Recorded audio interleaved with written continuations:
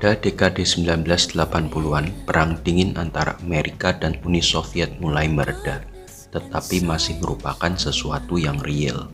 Berbagai media hiburan sibuk mengangkat kisah mengenai kemungkinan terjadinya perang nuklir antara kedua belah pihak.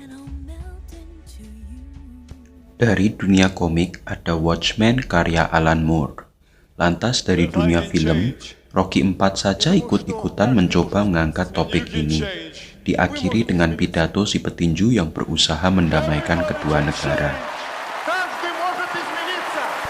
Sementara itu di Jepang, seorang programmer muda baru saja bergabung dengan Konami di tahun 1986, Hideo Kojima. Jalan pikiran Kojima yang nyeleneh di masanya membuat proyek-proyek game yang ia ciptakan tidak mendapat lampu hijau untuk diproduksi oleh Konami. Setelah berulang kali mencoba, akhirnya di tahun 1987, Kojima sukses merilis karya pertamanya, Metal Gear. Game ini mengangkat tema yang aktual pada masa rilisnya, yaitu tentang insiden kemungkinan terjadinya perang nuklir yang harus dicegah oleh pemain. Game Metal Gear dirilis di sistem MSX2, sebuah sistem yang lumayan terkenal di Jepang, tetapi tidak di Amerika. Metal Gear kemudian mendapatkan port untuk sistem Nintendo NES, dan versi inilah yang dikenal oleh kebanyakan gamer di Amerika.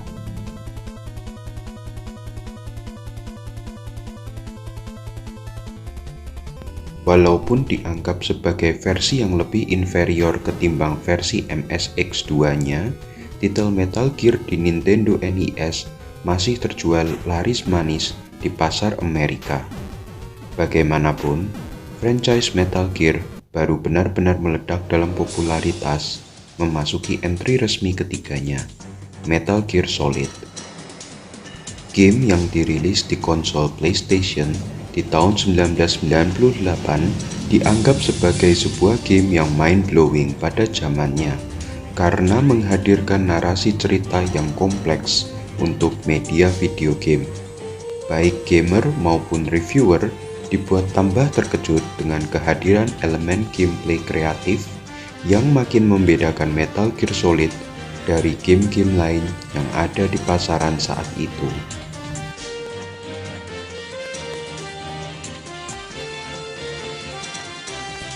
Metal Gear Solid terjual lebih dari 6 juta kopi di masa rilisnya, membuatnya sebagai salah satu titel terlaris bagi konsol Sony PlayStation. Gamer seantero dunia menanti-nantikan sequelnya, dan saat sequelnya dirilis di tahun 2001, Metal Gear Solid 2 Sons of Liberty juga menjadi salah satu titel andalan bagi PlayStation 2 di tahun-tahun awalnya. Akan tetapi, yang tak banyak orang tahu adalah di antara Metal Gear Solid dan Metal Gear Solid 2, Konami diam-diam merilis sebuah titel Metal Gear bagi handheld. Apabila kita bicara soal Metal Gear bagi handheld, kebanyakan orang mengingat judul-judul Metal Gear yang dirilis di PSP atau PlayStation Portable. Akan tetapi, di sini saya bukan mau bicara tentang Metal Gear Solid Portable Ops atau Metal Gear Solid Peace Walker. Juga bukan mau bicara soal game kartu Metal Gear Exit. Ini adalah game handheld yang pertama bagi franchise Metal Gear, dan ia dirilis di handheld Game Boy Color. Say what? Ya, di tahun 2000, Konami merilis Metal Gear Ghost Babel yang dikenal dengan titel Metal Gear Solid di pasar Amerika.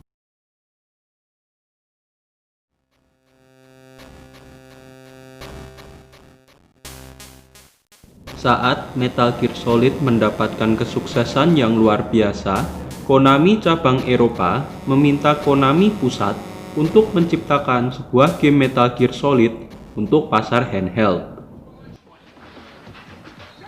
Harap diingat bahwa pada saat itu pasar handheld bisa dibilang artinya satu, untuk Nintendo. yang pada masa itu praktis menguasai industri handheld dengan sistem Game Boy dan Game Boy Color.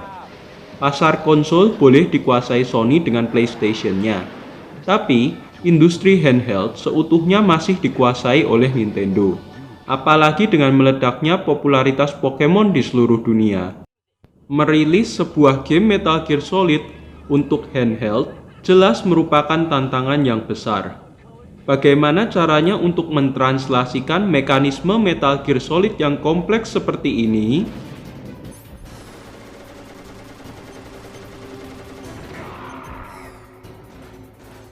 ke sebuah sistem handheld yang memainkan game yang lebih sederhana semacam ini?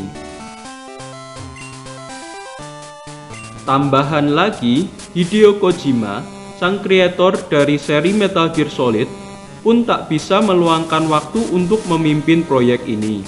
Ia sendiri tengah disibukkan dalam produksi Metal Gear Solid 2 Sons of Liberty yang merupakan prioritas baginya.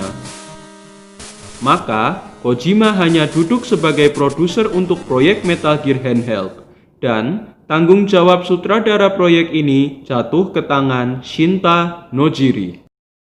Walaupun secara resmi ini merupakan proyek pertama bagi Nojiri di dunia Metal Gear, ia sebenarnya sudah bekerja di balik layar untuk proyek Metal Gear yang lain, yaitu sebagai salah seorang penulis naskah dan level designer bagi Metal Gear Solid 2 Sons of Liberty. Cerita Metal Gear Ghost Babel tidak termasuk dalam timeline canon Metal Gear dari Hideo Kojima, melainkan merupakan sebuah alternate timeline. Di dalam timeline Ghost Babel, event yang terjadi di Metal Gear 2 Solid Snake dan Metal Gear Solid tidak pernah terjadi. Ghost Babel merupakan sequel langsung dari Metal Gear yang pertama dan bersetting 3 tahun setelah insiden Outer Heaven. Di opening game ini, Solid Snake yang sebenarnya sudah mengasingkan diri dan pensiun, kembali didatangi oleh Kolonel Roy Campbell yang meminta sang tentara bertugas. Ini dikarenakan keadaan gawat darurat telah terjadi dan bantuan Snake sangat dibutuhkan. Sebuah Metal Gear, mesin peluncur nuklir yang mobile, dikuasai oleh kelompok separatis negara Afrika yang bernama Gyndra Liberation Front, yang akan saya singkat sebagai GLF.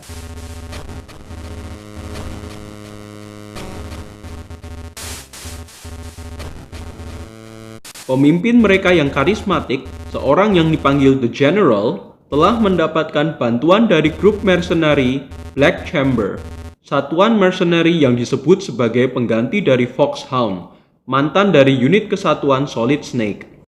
Snake pada awalnya enggan untuk membantu, terutama karena ia merasa bahwa kesalahan ini disebabkan oleh pemerintah Amerika sendiri yang nekat melanjutkan riset mesin Metal Gear.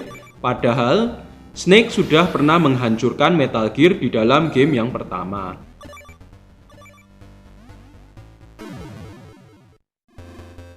Akan tetapi, Snake berubah pikiran saat Campbell menyatakan bahwa markas operasi GLF di lokasi bernama Galuade adalah tempat yang sama dengan Outer Heaven. Tempat di mana Snake menghancurkan Metal Gear 3 tahun yang lalu. Sebuah kebetulankah ini? Atau takdir? Snake pun berangkat mencari jawabannya. Oh ya, omong-omong soal adegan Snake yang didatangi oleh Campbell setelah ia pensiun, tidakkah ini mengingatkan kalian pada opening dari film Rambo ketiga, di mana Kolonel Samuel membujuk Rambo untuk membantu dia dalam misinya?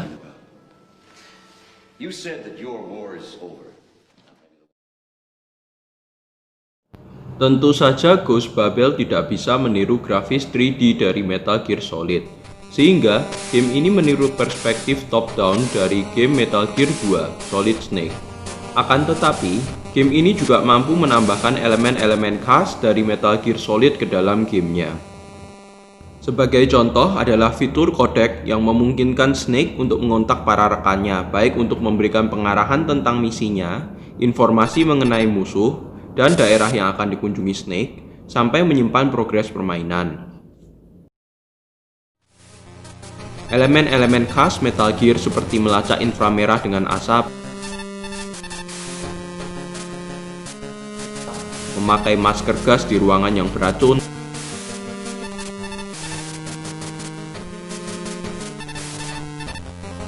sampai merangkak pelan-pelan supaya gerakan Snake tak terlacak oleh musuh, semua ditampilkan di dalam game ini, walaupun dalam kapasitas hardware yang lebih terbatas.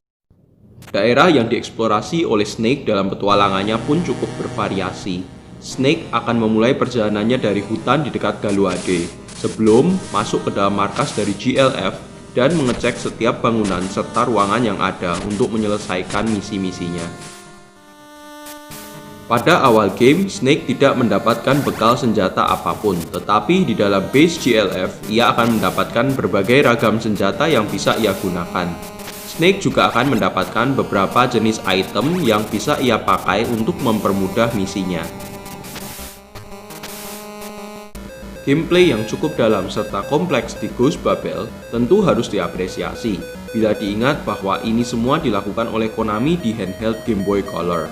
Sebuah handheld yang jauh lebih inferior ketimbang Game Boy Advance, dan dasar prosesornya saja masih sama dengan Game Boy generasi pertama, yang saat itu sudah memasuki usia 10 tahun lebih. Toh, game ini tidak bisa sepenuhnya menghilangkan limitasi dari sistem Game Boy Color. Salah satu hal yang paling kentara membedakan game ini dengan Metal Gear versi konsol adalah bagaimana ia dipecah menjadi 13 stage. Begitu Solid Snake menyelesaikan segmen tertentu di dalam sebuah game, sebuah cutscene biasanya akan terjadi dan performamu akan diberi nilai. Berapa banyak kamu ditemukan oleh musuh, berapa musuh yang terpaksa kamu habisi, sampai berapa ration yang kamu pakai untuk menyembuhkan nyawamu, semua akan dihitung. Setelah performamu dinilai, stage berikutnya akan mulai dan kamu dapat melanjutkan ceritamu kembali. Bagiku ini merupakan intermezzo yang tidak diperlukan. Setiap kali pergantian stage seperti ini terjadi, seperti merusak rasa imersi bahwa ini adalah sebuah misi hidup mati yang sedang dilakukan oleh Snake, dan membuatku tersadar bahwa, ya, saya sekedar tengah memainkan sebuah game. Ini bagiku merupakan satu-satunya kesalahan fatal dari Ghost Babel. Akan tetapi game ini juga memiliki kelemahan lain, yaitu dalam jalan ceritanya. Walaupun game ini bersetting di alternate timeline, ada beberapa kesamaan plot cerita dan karakter dengan Metal Gear Solid. Ambil contoh karakter Mei Ling dan Campbell yang di dalam game ini memiliki posisi yang sama dengan posisi mereka di Metal Gear Solid, sebagai pencipta sistem radar dan save system di dalam gamemu, serta untuk menjadi komando dalam misimu. Lantas, di tengah markas GLF, kamu juga akan menemukan seorang rekan wanita, Chris Jenner. Wait, no, not that one. Yang akan menjadi partnermu di dalam game ini. Dan ya, kamu juga harus menemukan Chris ketika ia tengah memakai baju tentara. Sama persis dengan saat kamu menemukan Meryl dalam Metal Gear Solid di PlayStation. Kesamaan itu berlanjut pada setiap karakter bos unik dalam game ini, yang walaupun tidak sama persis, memiliki beberapa kemiripan dengan counterpart mereka di game Metal Gear Solid. Untung saja, walaupun jalan cerita dan karakternya beberapa memang mirip, tapi dialog dari Ghost Babel tetap sanggup memberikan tiap-tiap karakter yang ada background cerita mereka sendiri. Plot cerita dalam game ini tidak super kompleks seperti yang saya rasakan pada sequel-sequel Metal Gear Solid selanjutnya, tetapi tetap cukup berat dan berani memasukkan tema-tema yang dewasa di dalamnya. Saya terkejut bahwa hal-hal seperti pembantaian etnis, rasisme, sampai pembunuhan berantai dibahas secara cukup detail di dalam game ini. Kenapa saya menganggap hal ini mengejutkan? Karena game ini memiliki rating E for everyone dan dirilis di platform Game Boy Color yang mayoritas pemiliknya adalah anak-anak pra-remaja.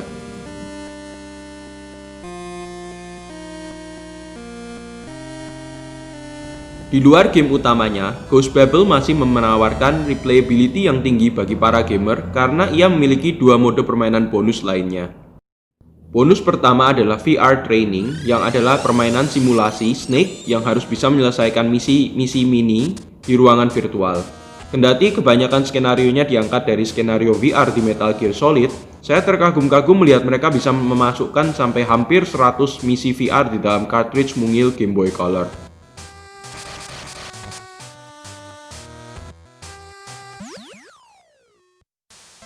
Sementara itu, bonus kedua adalah mode duel dengan pemain lain, di mana gamer bisa melink Game Boy Color mereka dengan Game Boy Color gamer lain dengan kabel, lantas bermain duel. Masing-masing memegang kendali karakter Solid Snake dengan warna yang berbeda. That is one hell of an impressive little big game. Metal Gear Ghost Babel tidak pernah mendapatkan kesuksesan yang pantas ia dapatkan. Walaupun dipuji-puji oleh para kritikus, game ini flop besar di Amerika. Begitu parahnya flop game ini, pada hari ini cartridge-nya sudah langka untuk dicari, dan tak banyak gamer, kecuali fans berat dari seri Metal Gear, yang pernah mendengar soalnya. Salah satu alasan kenapa game ini flop sangat mungkin dikarenakan oleh namanya. Seperti yang saya katakan sebelumnya, Ghost Babel dirilis sebagai Metal Gear Solid di Amerika, nama yang sama dengan titel PlayStation-nya. Saya paham alasan dibalik tim marketing Konami di Barat. Mereka ingin mengkapitalisasi nama Metal Gear Solid yang tengah naik daun di pasar Barat. Sialnya ini justru menjadi bumerang bagi mereka. Alih-alih menarik gamer memainkan game ini, nama Metal Gear Solid justru malahan membuatnya dijauhi. Loh, kok bisa? Karena banyak gamer merasa bahwa ini hanya sebuah port inferior dari game PlayStation yang saat itu sudah dimainkan oleh mayoritas gamer. Memperparah keadaan, Metal Gear Solid selalu dipandang sebagai game untuk target audiens yang lebih dewasa, dan itu jelas nabrak dengan pasar Game Boy Color yang pemiliknya mayoritas anak-anak. Walhasil, Ghost Babel pun datang dan berlalu tanpa sambutan. Keberadaannya dengan cepat dilupakan saat Metal Gear Solid 2 Sons of Liberty dirilis di tahun berikutnya. And honestly, that is such a shame. Walaupun Ghost Babel bukan game yang sempurna dan ia tidak diciptakan langsung oleh Hideo Kojima, this game is still a true Metal Gear experience. Game ini memiliki semua formula dari Metal Gear dan dikompres dengan sangat kompeten ke dalam format handheld. Konami bukan sekedar melakukan cash grab dengan game ini, tak seperti yang dilakukan developer-developer lain dengan titel AAA mereka. Hey, Capcom, dengan Resident Evil Gaiden kamu, I am looking at you.